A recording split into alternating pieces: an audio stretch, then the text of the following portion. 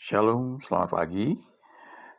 Kita akan lihat beberapa ayat ya. Kali ini dari 1 Korintus pasal 16, ini surat yang ditulis oleh Rasul Paulus kepada jemaat di Korintus ya. Nah, kita lihat di bagian akhir dari surat ini ya. Dia menyebut beberapa nama ya yang dia anggap penting ya. Lihat ayat 17 ya. Ayat 17 dari 1 Korintus pasal 16 ayat 17. Aku bergembira atas kedatangan Stefanus, Fortunatus, dan Akaikus, karena mereka melengkapi apa yang masih kurang padamu. Ayat 18 perhatikanlah ya. Karena mereka menyegarkan rohku dan roh kamu. Hargailah orang-orang yang demikian.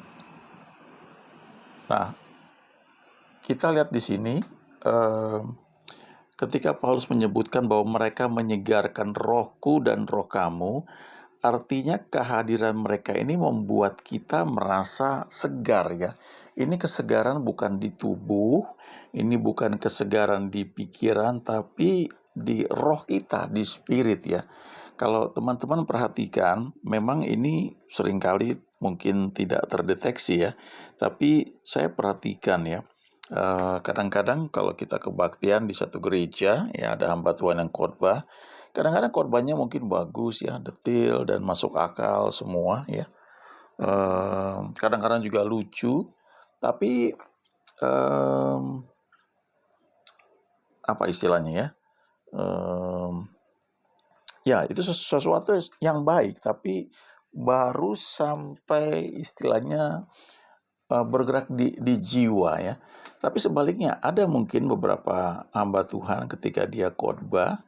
Nah, karena orang ini memang kaya dengan pengalaman bersama Tuhan, artinya dia tidak hanya tahu teori ya atau baca firman ya. Dia tidak hanya tahu hal tersebut, tapi dia punya pengalaman bersama Tuhan ya. Jadi waktu dia ceritakan, dia khotbahkan, sebagian dari mereka itu mungkin strukturnya, cara menyampaikan firman Tuhan itu mungkin seharusnya bisa lebih baik lagi. Tetapi ada satu yang membedakan ya, ketika mereka hadir atau bahkan mereka berbicara, dan kemudian setelah kita pulang, kita merasakan sesuatu yang kenyang gitu rasanya ya. Saya ingat beberapa tahun yang lalu, ada hamba Tuhan ya, senior ya, sudah bersama Tuhan sekarang. Kalau dia khotbah itu kadang-kadang begitu selesai ya, terus kita diskusi, tadi apa ya? Dia sampaikan apa ya? Kadang-kadang tidak terlalu kita ingat detail, tapi yang pasti ada satu kepuasan ya, ada satu rasa satisfy ya, kenyang gitu ya. Nah, ini yang disebut menyegarkan roh kita ya. Salah satu bentuknya seperti itu ya. Karena sebenarnya ketika kita melayani, sebenarnya itu ada istilahnya tuh ya, from spirit to spirit ya, dari roh kepada roh. Kan manusia itu kan roh, jiwa, tubuh ya. Roh kita yang sudah terima Tuhan Yesus ini sudah lahir baru ya, menjadi ciptaan yang baru. Yang lama sudah berlalu, yang baru sudah datang. Lalu ada juga jiwa. Nah, jiwa ini pikiran, kehendak, dan emosi masih butuh waktu ya. Ada istilahnya sanctification ya, proses pengudusan jiwa. Baru ada tubuh ya. Biasanya kalau kita berjumpa dengan seorang, yang paling pertama terlihat adalah tubuh. Apakah orang itu cantik atau kurang cantik, ganteng ya, gagah, gallant, atau tidak seperti itu ya. Apakah tinggi ataukah pendek, gemuk atau kurus, kemudian warna kulitnya ya. Itu yang terlihat pertama, tapi itu bungkusnya. Nah, waktu kita bergaul dengan orang tersebut, berbicara, kita kenal lebih dekat, kita akan merasakan nih orangnya ini ramah ya, atau oh orangnya kok pendiam ya, atau kita bisa lihat enak ya ngobrol sama dia ya. kayaknya dia penuh perhatian ya. Nah, itu ada namanya level yang bergerak di jiwa ya. Di mana kalau orang-orang yang bekerja, seorang salesman, dia akan dilatih ya bagaimana berjumpa dengan customer, bagaimana menawarkan sesuatu, bagaimana cara bersikap ya dan sebagainya. Nah, sebagian itu ya, tidak semua tentunya, sebagian itu adalah suatu tindakan yang dilatih yang hanya di luar ya, tapi di dalam hatinya mungkin bisa jengkel gitu ya. Ini orang kok nggak beli-beli juga sih, nanyanya kemana-mana ya.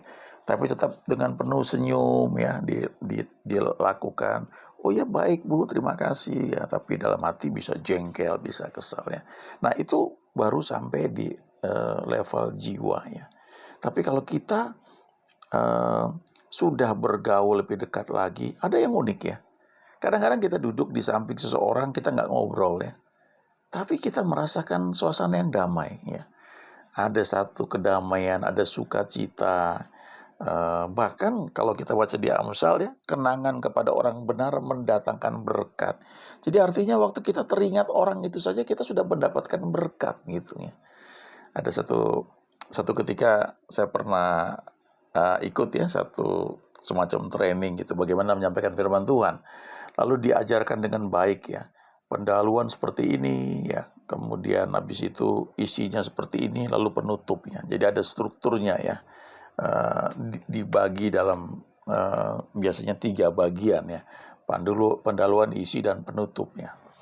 Nah kemudian setelah itu ada yang bertanya, kok Pak ini kok tidak menyampaikan firman seperti itu ya. Lalu yang ngajar bilang begini, wah kalau dia mas senyum aja kita udah diberkati gitu ya. Nah tentunya bukan berarti kita nggak perlu belajar ya menyampaikan firman dengan lebih baik. Tapi artinya begini ya, ada sesuatu yang beda ya, tidak mungkin terlihat oleh mata kita. Tapi ketika kita hadir di samping atau di dekat orang-orang tertentu, kita akan merasakan sesuatu yang beda. Ada rasa damai, ada sukacita, ada pengharapan, dan sebagainya. Ya. Saya ingat, ya banyak cerita lah ya, orang-orang yang seperti itu. Ya. Kadang-kadang mereka hadir di satu tempat, ya, kemudian tempat itu langsung diberkati ya. Saya kenal satu hamba Tuhan yang ketika dia melayani di suatu tempat, ya banyak orang cerita ya, kalau dia datang ya diundang ya, dia habis dia khotbah, ya dia khotbah mungkin kadang-kadang tidak terlalu jelas susunannya, tapi orang senang, orang diberkati mendengar dia bicara ya. Dia ngomong tentang Tuhan itu sebagai sesuatu yang sangat real karena memang pengalamannya kaya sekali ya bersama Tuhan. Nanti dia pulang ya, itu tempat itu tidak butuh waktu lama langsung terlihat ya. Orang-orang menyadari bahwa tiba-tiba blessing itu melimpah di tempat itu ya. Ya secara rohani tapi juga termanifestasi dalam bentuk materi ya. Dan kalau kita perhatikanlah misalnya begini, kalau ada KKR besar ya, KKR kebaktian rohani di suatu tempat ya, dan ketika orang menyiapkan segala sesuatunya untuk KKR tersebut, maka secara logis saja tempat tersebut sudah ketiban rezeki ya. Karena untuk acara KKR itu kan kalau tempatnya besar, dia perlu fasilitas ya, tempat, perlu lampu, perlu musik, perlu transportasi, bahkan orang-orang yang dari luar kota itu perlu nginep di hotel. Jadi artinya blessing ya, berkat itu ada ya ketika orang-orang yang mengasihi Tuhan mereka berkumpul, mereka hadir ya, entah buat kebaktian, entah mereka ikut dalam satu pelayanan, maka kehadiran mereka itu mengundang berkat ya. Nah ini yang Paulus bilang ya, bahwa kehadiran daripada Stefanus, Fortunatus, dan Akaikus ya, Mereka tidak hanya melengkapi apa yang masih kurang pada jemaat di Korintus, tapi mereka juga menyegarkan rohku, kata Paulus, dan roh kamu. Dan Paulus bilang, hargailah orang-orang yang demikian. Di contoh lain ya, kalau kita baca di Lukas ya, satu ketika Tuhan Yesus itu mau lewat tanah Samaria. Nah, kemudian orang-orang Samaria itu tidak mengizinkannya ya untuk Yesus lewat di sana. Ya, kita lihat sebentar nih ayatnya nih ya. Lukas pasal 9 ya. Nah, ayat 51 sampai dengan 56 ya.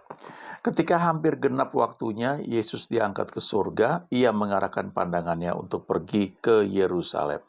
Dan ia mengirim beberapa utusan mendahului dia. Mereka itu pergi lalu masuk ke suatu desa orang Samaria untuk mempersiapkan segala sesuatu baginya. Ayat 53 perhatikan ya. Tetapi orang-orang Samaria itu tidak mau menerima dia karena perjalanannya menuju Yerusalem. Ayat 54, ketika dua muridnya yaitu Yakobus dan Yohanes melihat hal itu, mereka berkata, Tuhan, apakah engkau mau supaya kami menyuruh api turun dari langit untuk membinasakan mereka? Akan tetapi ia berpaling dan menegur mereka. Lalu mereka pergi ke desa yang lain. Nah, kalau kita baca terjemahan bahasa Inggris ya, King James misalnya, ayat 55 ini ada lanjutannya ya. Akan tetapi ia berpaling dan menegur mereka. Lalu ia berkata, kamu nggak tahu kondisi rohmu seperti apa saat ini. Ya. Ada tambahan itu ya. You don't know what manner of spirit you are. Ya. Jadi kamu nggak tahu kondisi rohmu atau suasana rohmu seperti apa waktu kamu ngomong ini. Nah, padahal dua orang murid ini, mereka ini mengutip kisah atau ayat di Perjanjian Lama.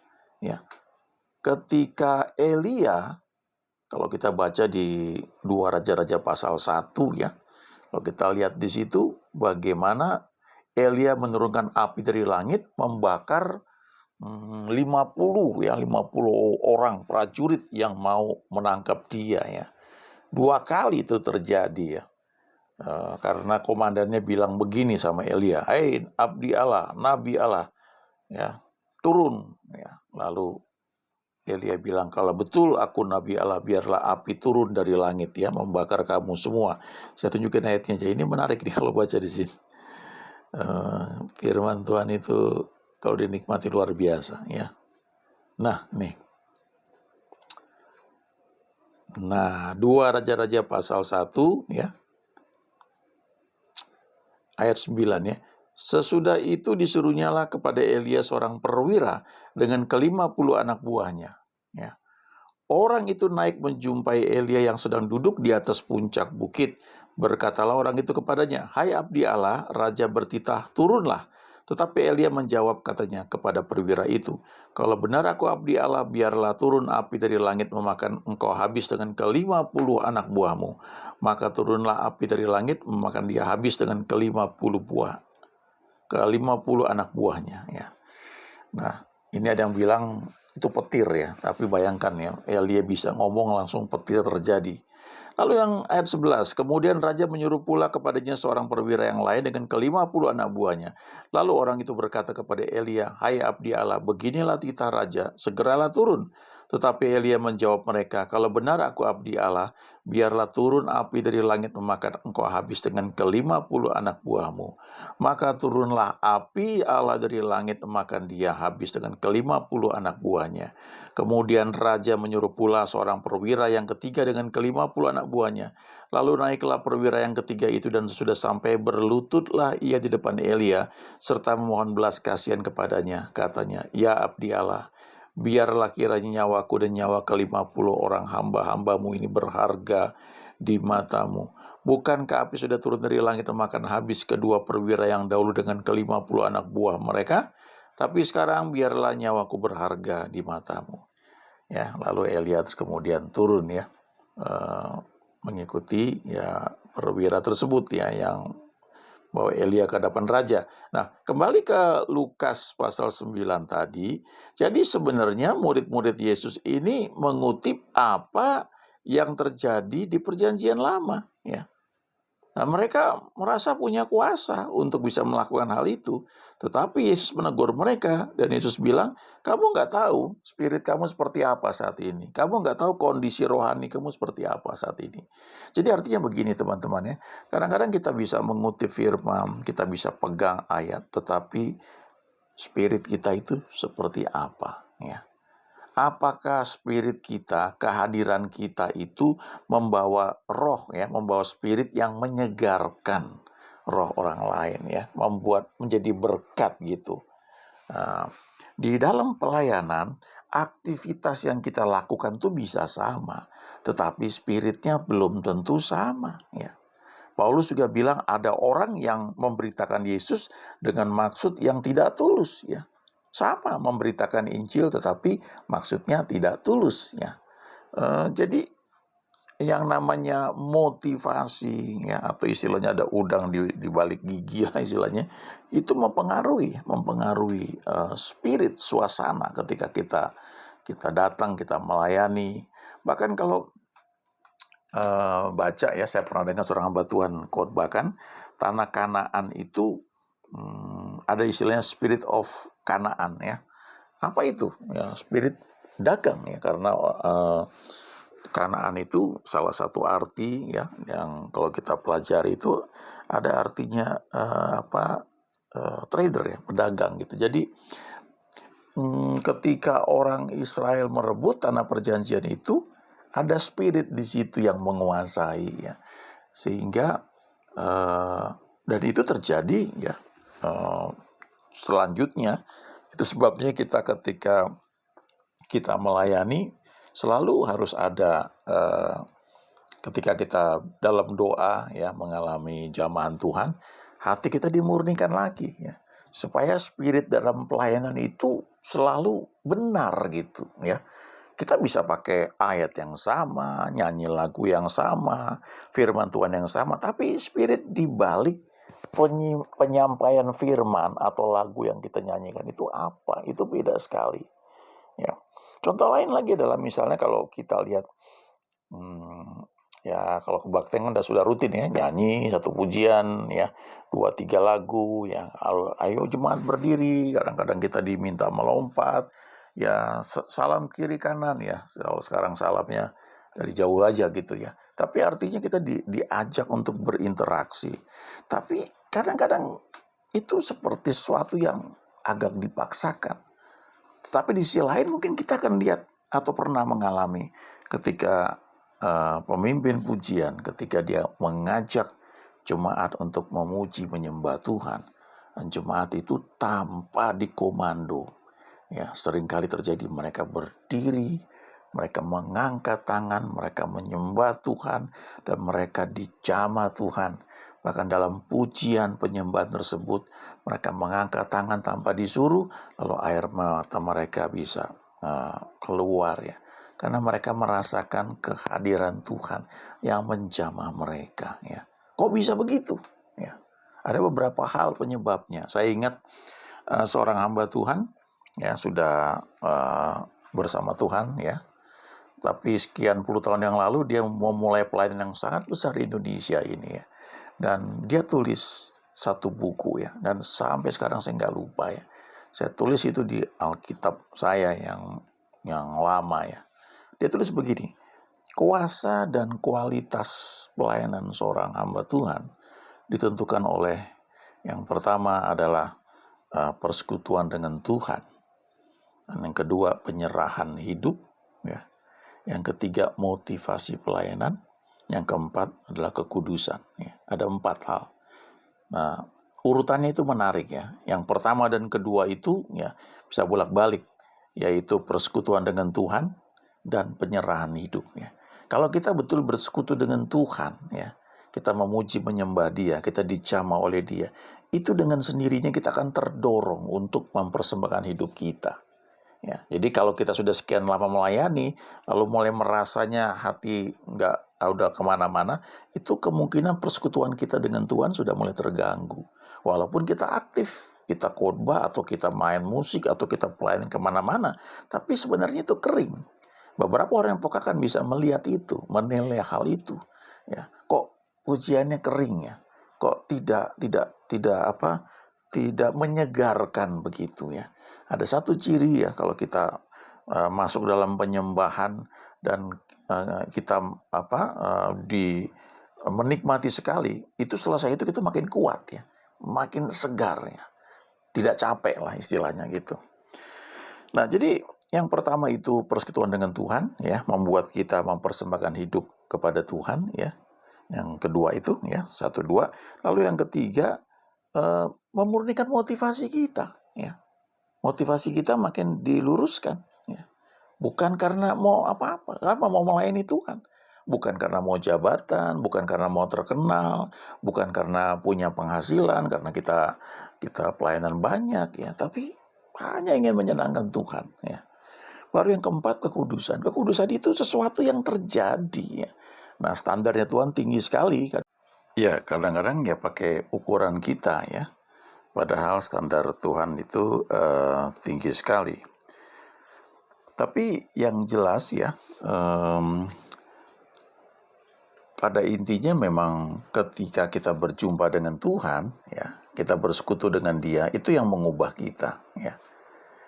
Itu yang membuat kita bisa masuk dalam standar Dia, karena sebenarnya Dia yang menguduskan kita, Dia yang memampukan kita untuk bisa melakukan apa yang Dia tugaskan kepada kita.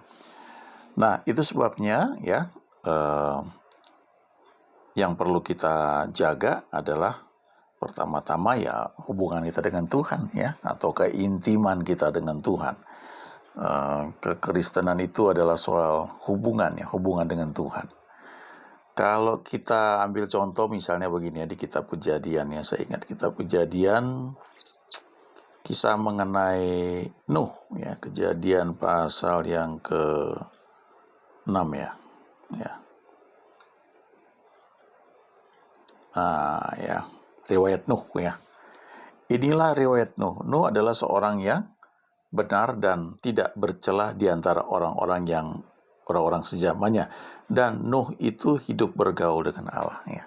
Kalau kita baca ini ya, kesannya sepertinya Nuh ini benar, tidak bercela sehingga dia bisa bergaul dengan Allah ya. Tapi sebenarnya kalau kita pelajari, kita lihat Alkitab secara keseluruhan, maka sebenarnya kehidupan Nuh karena bergaul dengan Allah itu membuat dia menjadi orang yang benar dan tidak bercela di antara orang-orang sejamannya ya. Jadi artinya kalau kita semakin dekat dengan Tuhan, kita jaga hubungan kita dengan Dia, kita tuh makin dimurnikan ya. Ada hal-hal yang gak bersih dengan sendirinya mulai rontok. Nah, tapi karena sama kayak kita begini, kita tiap hari kan kalau tinggal di Indonesia ya, di negara tropis, kita minimal mandi paling minim sekali sehari ya. Biasanya 2 kali, 3 kali. Karena kenapa? Habis mandi di dalam rumah mungkin kita pakai AC katakanlah ya. Tapi begitu keluar rumah ya, keluar mobil kena debu, kotoran dan sebagainya, kita perlu mandi lagi ya. Sama seperti itu ya. Ketika kita bergaul dengan Tuhan itu kita seperti sedang dimandikan, dibersihkan. Habis itu ketika kita aktivitas sehari-hari, kita berjumpa dengan banyak orang, lalu kadang-kadang mood kita terpengaruh, kadang-kadang kita tanpa sadar keseret juga dalam beberapa yang awalnya bercanda, habis itu sudah mulai agak menyimpang. Lalu ketika kita datang berdoa, kita diluruskan lagi, diingatkan lagi. Jadi seperti itu. Ya, itu sebabnya yang tadi saya kutip itu ya, perkataan seorang hamba Tuhan, dia bilang begini, bahwa kuasa dan kualitas pelayanan seorang hamba Tuhan ditentukan oleh 4 hal. Yang pertama adalah persekutuan dengan Tuhan ya, itu menyebabkan penyerahan hidup ya. Penyerahan hidup juga membuat kita semakin bersekutu dengan Dia, tapi kemudian membuat motivasi kita dimurnikan ya. Jadi kemurnian motivasi yang ketiga. Yang keempat adalah kekudusan. kekudusan hidup itu terjadi karena pekerjaan Tuhan dalam hidup kita.